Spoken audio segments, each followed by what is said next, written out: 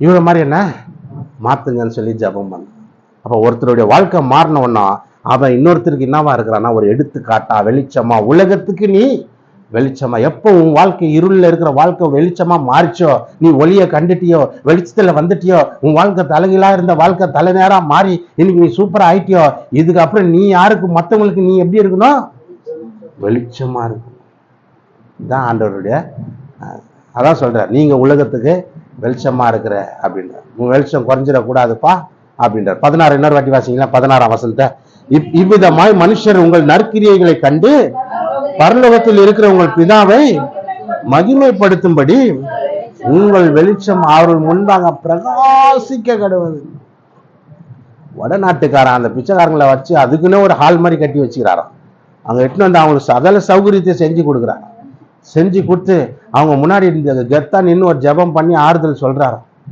எப்பா, நானும் உங்களை போல ஒரு காலத்துல இருந்தேன், இந்த இயேசுவை ஏற்றுக்கொண்டேன், என் வாழ்க்கை மாறிச்சு, இன்னைக்கு என் வாழ்க்கை மாறினால்தான் உங்களெல்லாம் கூப்பிட்டு சாப்பாடு போடுறேன், உங்களுக்கு என்ன வேணுமோ உதவி நான் செய்கிறேன், நீங்களும் இயேசுவை நம்புங்கன்னு சொல்லி அவங்க முன்னாடி நல்லதை செய்கிறான். நற்கிரியைகளை கண்டு அந்த ஜனங்க, அந்த பிச்சைக்கார ஜனங்க கடவுளை மகிமைப்படுத்துறாங்களா. ஏசப்பா நீ நல்லவர், இவர் எப்படி மாத்துனீங்களோ அதே போல எங்களையும் மாத்துங்கன்னு சொல்லி அவர்கள் பரலோகத்தில் இருக்கிற பிதாவை மகிமைப்படுத்துகிறார்கள்.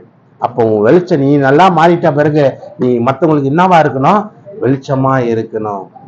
நீ வெளிச்சமா இருக்கணும். இருளா இருந்த வாழ்க்கைய கடவுள் மாத்தி நல்லா ஆயிட்ட பிறகு நீ திருப்பியும் மங்கி எறிகிற திரி மாதிரி அமைதியா அடக்க உடக்கமா கம்முன்னு போயிடக்கூடாது.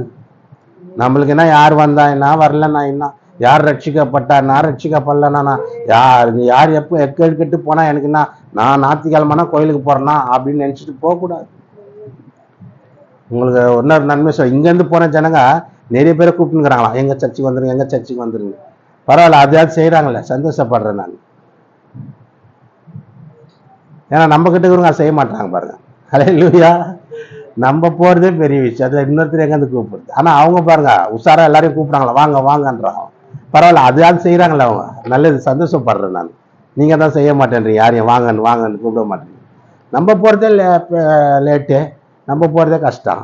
இன்னொருத்தர் எங்கே நம்ம கூப்பிடுறது, நம்ம திருப்பி கரெக்டாக வந்துக்குதான் நம்ம நல்லவர். ஹல்லேலூயா.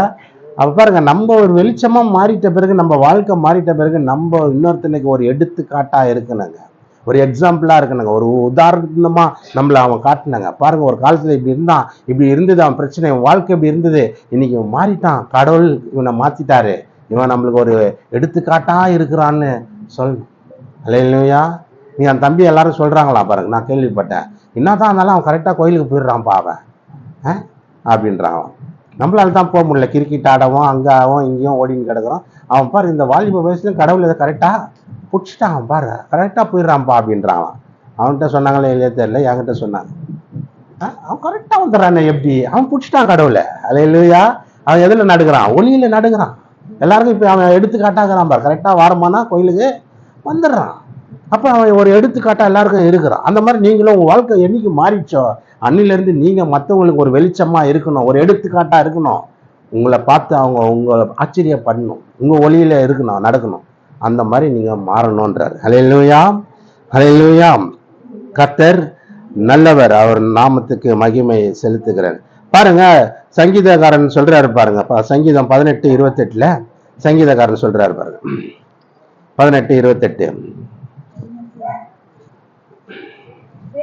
தேவரீர் என் விளக்கை ஏத்துங்க, என் தேவனாகிய கர்த்தர் என் இருளை வெளிச்சமா ஆக்குவார். இவருக்கு ஒரு நம்பிக்கை பாருங்க, என்ன நம்பிக்கைன்னா, என் விளக்கு மங்களா எரியுது, அது அவர் ஏத்துவார், என் விளக்க ஏத்துவார், என் இருளை வெளிச்சமா மாத்துவார்ன்ற நம்பிக்கையில் இவர் சொல்றாரு.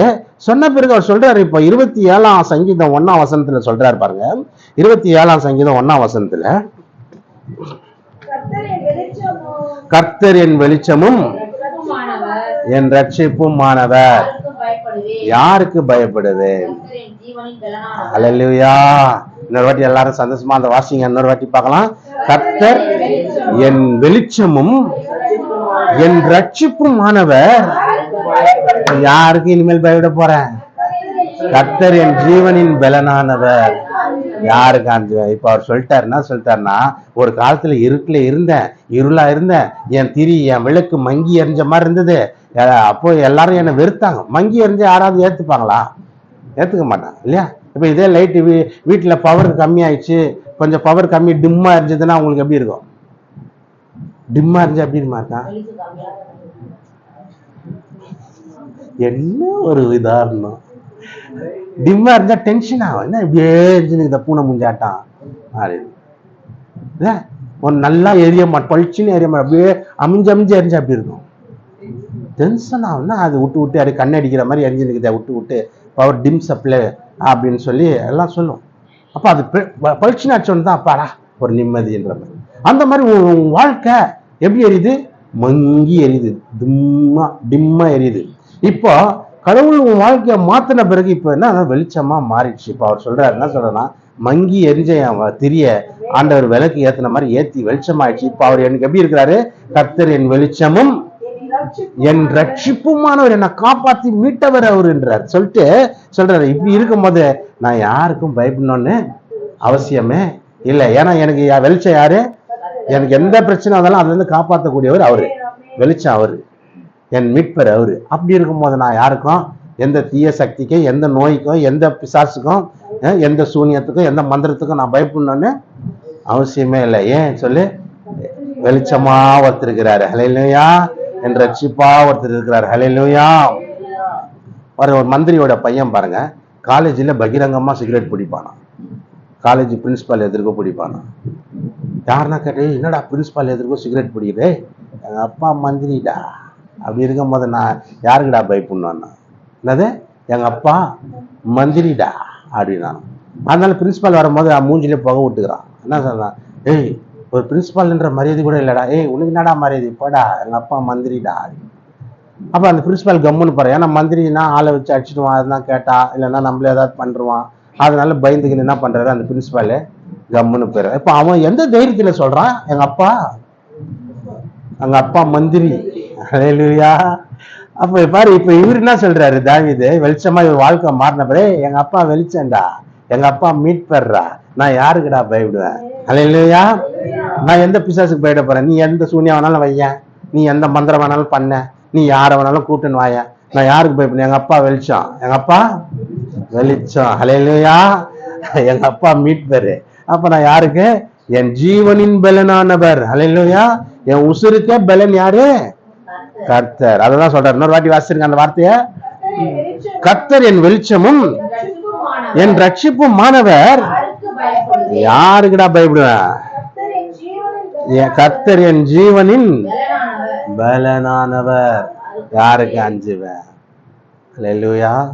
அதனால தான் ஒரு படத்துல ரஜினி சொல்றாங்க, சார் அவங்க பக்கம் நிறைய படபலம்லாம் இருக்குது சார். ரஜினி, ஆண்டவனே நம்ம பக்கம் போடா.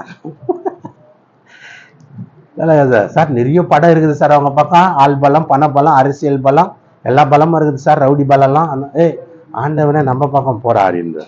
அது 36ஆம் சங்கீதம் 9ஆம் வசனம் வாசிங்களா, 36:9. ஜீவ ஊற்று விடத்தில் இருக்கிறது, உம்முடைய வெளிச்சத்துல வெளிச்சம் காண்கிறோம். பரவாயில்ல, அவங்க ஏதோ முயற்சி செய்யறாங்க. இன்னொரு வாட்டி வாசிங்க. ஜீவ ஊற்று உங்ககிட்ட இருக்குது, உங்க வெளிச்சத்துல தான் வெளிச்சம் காண்கிறோம் சொல்றாருன்னா, அவர் வெளிச்சத்துல தானே நான் வெளிச்சத்தை பாக்குறேன், அவர் ஆசீர்வாதத்தினால தானே நான் ஆசீர்வாதமா இருக்கேன், அவர் கொடுத்த சுகத்துல தானே நான் சுகமா இருக்கிறேன், அவர் தந்த ஆசீர்வாதம் தான் நான் இன்னைக்கு ஆசீர்வாதமா இருக்கிறேன், அவர் கொடுத்த ரட்சிப்பு எனக்கு இன்னைக்கு நல்லா இருக்கிற அப்படின்ற. ஹல்லேலூயா. இதை நம்ம சொல்லணும், எப்பவும் இந்த வார்த்தையை சொல்லணும். அதனால தான் ஏன் தாவீது நாளுக்கு நாள் விருத்தி அடைஞ்சான், அவன் மட்டும் செம்ம டெவலப்பு, செம்ம ஆசீர்வாதம், ரொம்ப நாள் எப்படி வாழ்ந்தான்னு அவனுடைய ரகசியத்தை கண்டுபிடிச்சேன் நான். எப்படி சொல்றான் பாரு ஆண்டவரே, உங்க வெளிச்சத்துல தான் நான் வெளிச்சமா, நானே வெளிச்சம் ஆயிட்டேன்னு சொல்லல அவர். எப்படி? நானே வெளிச்சம், நானே படிச்சேன், நானே சம்பாரிச்சேன், நானே அப்படின்னு எல்லாம் சொல்ல. ஒரு எவ்வளவு அழகா சொல்றாரு ஆண்டவரை, மகிமை புகழ்றாரு பாருங்க, புகழ்றாரு. ஹல்லேலூயா. கர்த்தர் நல்லவர், புகழ்றாருங்க. புகழ்ந்தாலே கடவுள் நம்ம மேல பிரியமா மாறிடுறாரு. இதுதான் விஷயம். ஐஸ் வைக்கிற மாதிரி, ஐஸ் வைக்கிற மாதிரி. ஒன்றும் இல்லைங்க, ஒரு டைம் எங்கள் ஒய்ஃப் ஒரு குழம்பு செஞ்சாங்க, நல்லாவே இல்லை, உண்மையாக தான் சொல்கிறேன். நல்லாவே இல்லை. ஆனாலும் அவங்க ரொம்ப வேர்த்து கிருத்தெல்லாம் ஊற்றி விறுவிறுத்து அந்த குழம்பை ரொம்ப ஹார்ட் ஒர்க் பண்ணி மிக்சியில் என்னென்னமோ போட்டு அரைச்சி நெய் சாரிக்கலன்னு திரும்ப திரும்ப அரைச்சி எல்லாம் பண்ணாங்க. இவ்வளோ கஷ்டத்தையும் உட்காந்து பார்த்துன்னு இருந்தாங்க. இப்போ என்ன பண்ண இவங்க செஞ்சு எப்படிங்க இருக்குதுன்னாங்க. நல்லாவே இல்லைதான். ஆனால் நான் என்ன சொன்னேன், பா இவ்வளோ இவ்வளோ டேஸ்ட்டாக செஞ்சு எப்படி இதெல்லாம் தான் நல்லா இருக்குதுல்ல, வா ஒரே சந்தோஷம். அவங்களுக்கு ஒரே சந்தோஷம், மகிழ்ச்சி. இன்னும் கொஞ்சம் ஊத்துறேன்றாங்க. சாப்பிட்டு வாங்கிக்கிற இரு, இன்னும் கொஞ்சம் ஊத்துறேன், இன்னும் கொஞ்சம் ஊத்துறேன். அப்போ அவங்களுக்கு அந்த வார்த்தையை சொன்ன ஒன்னா உண்மையா சொல்றேன், அவங்க பட்ட கஷ்டம்லாம், அதாவது அந்த குழம்பு சேர்த்து பட்டாங்க பாரு கஷ்டம், கிட்டத்தட்ட 1 ஹவருக்கு மேலே செஞ்சிருந்தாங்க ஒரு குழம்ப. அந்த கஷ்டமே மறந்துடுச்சு. அவங்க முகமே மலர்ந்து அந்த வேர்த்து ஊத்துதெல்லாம் மாறி ரிலாக்ஸ் ஆகி அப்பாடான்னு. அப்புறம் நான் சாப்பிட்டு போன பிறகு அவங்க சாப்பிட்டுக்கிறாங்க. உண்மையிலே நல்லா இல்லைன்றது அவங்களுக்கு தான் புரிஞ்சுது. ஏங்க நல்லாவே இல்லை, நீங்கள் எப்படிங்க நல்லா இருக்குதுன்னு சொன்னீங்கன்னா, ஏன் உனக்கு அப்படி தெரியுது, ஏன்னா நீயே தானே செஞ்சு நீயே சாப்பிட்றதுனால உனக்கு திகட்டி போன மாதிரி இருக்கும், அங்கே அடிக்குது வாசனை அப்படின்னு. அவ்வளோதான். அப்போ பாருங்க, ஒருத்தர் ஐஸ் வச்சோட மறுநாள் விதவிதமாக வருது குழம்பு. அந்த மாதிரி ஐஸ் வைக்கிறாரு. என்ன ஐஸ் வைக்கிறாரு, எப்படி வைக்கிறாரு, ஜீவ ஊற்று உங்ககிட்ட தான் இருக்குது அப்பா, உங்க வெளிச்சத்துல தான் காண்றேன். இப்படி சொல்ல சொல்ல சொல்ல ஆண்டவர் என்ன பண்றாரு, இன்னும் கிருபைய தர்றாரு, இன்னும் இவனை ஆசிரியப்பா எவ்வளோ என்னை புகழ்ந்துக்கிறான்டா, அப்படி நல்லா இல்லைன்னா கூட நல்லா இருக்குதுன்ற மாதிரி. இவன் உண்மையிலே நான் இவர் ஜீவ ஊற்று அவர் தான். அப்படி சொல்ல சொல்ல சொல்ல அவன் வாழ்க்கை மாறியது. இந்த ரகசியத்தை கண்டுபிடிச்சான் பாருங்க. அதுல இருந்து நான் அந்த ஆண்டவரே, இப்போ நான் இன்னைக்கு இருக்கிறேன்னா உங்க கிருபையில இருக்கிறேன், அல்லேலூயா. உங்க வெளிச்சத்துல தான் நானும் வெளிச்சமா இருக்கிறேன், உங்க ஆசீர்வாதத்தால் தான் நான் ஆசீர்வாதமா இருக்கிறேன், உங்க தயவு தான் என்னை பெரியவனா ஆக்கிச்சு, உங்க காரியம் என்னை பெரியவனா ஆக்கிச்சு. இப்படி சொல்லி சொல்லும் போது ஆண்டவர் இன்னும் நம்மளை நல்லா வைக்கிறார். அல்லேலூயா. இப்போ நம்ம சொல்ல வேண்டிய வார்த்தை என்னன்னா, உங்க வெளிச்சத்துல நான் வெளிச்சம் காண்றேன்ப்பா. சொல்லுங்களா, சொல்லுங்க. உங்க ஆசீர்வாதத்தினால ஆசீர்வாதமா இருக்கிறேன்ப்பா. நீ தந்த சுகம்தான் இன்னைக்கு நான் ஆரோக்கியமா இருக்கிறேன்ப்பா. நீ தந்த அந்த ஜீவ உயிர் தான், உசுறு தான் என்னை காப்பாத்துச்சு, இன்னைக்கு நான் நல்லா இருக்கிறேன்ப்பா. இப்படி நம்ம சொல்ல சொல்ல கடவுள் மகிமைப்படுவார். அவர் மனசு குளிர ஆரம்பிக்கும். அவர் மனசு குளிர்ந்தா நாமளும் நல்லா இருப்போம். அல்லேலூயா. அப்ப இந்த வார்த்தை நம்ம என்ன பண்ணோம், சொல்லணும். என்ன சொல்லணும், தம்பி ஏசப்பா நீ தந்த ஞானம் தான் நல்லா படிக்கிற, நீ கொடுத்த அறிவாற்றல் தான் நான் நல்லா மார்க் எடுக்கிறேன், அறிவு சொந்த புத்தி சுய புத்தி எல்லாம் ஒரு பக்கம் போட்டோம், கடவுள் கொடுக்குற அந்த எக்ஸ்ட்ரா ஞானம் எக்ஸ்ட்ரா அறிவாற்றல் தான் என்னை நல்லா வைக்குது அப்படின்னு நீ சொல்லி பாரு. இந்த வருஷம் நிறைய மார்க் நீ தான். அல்லேலூயா. ஸ்டேட் ஃபர்ஸ்ட் இல்லையோ, கிளாஸ் ஃபர்ஸ்டாவது வருவேன். அல்லேலூயா. நம்பிக்கை இல்லை பத்தி அவனுக்கு ஆமேன்னு சொல்லணும். ஆமேன். ஐயோ கிளாஸ்ல வந்தா பார்த்துங்க நம்மளுக்கு சொல்லுவாங்க, கொஞ்சம் இருந்தாச்சா இது டெல்லி வரைக்கும் பேசுவாங்க. என்னது கொஞ்சம் ஏதாவது இருந்தால என்ன சொல்லுவாங்க, இது டெல்லி வரைக்கும் போவோம் பண்ணுவாங்க. அந்த மாதிரி கிளாஸ் ஃபர்ஸ்ட் வந்தாலே போதும், டெல்லி வரைக்கும் நீ போகலாம். கர்த்தர் நல்லவர்.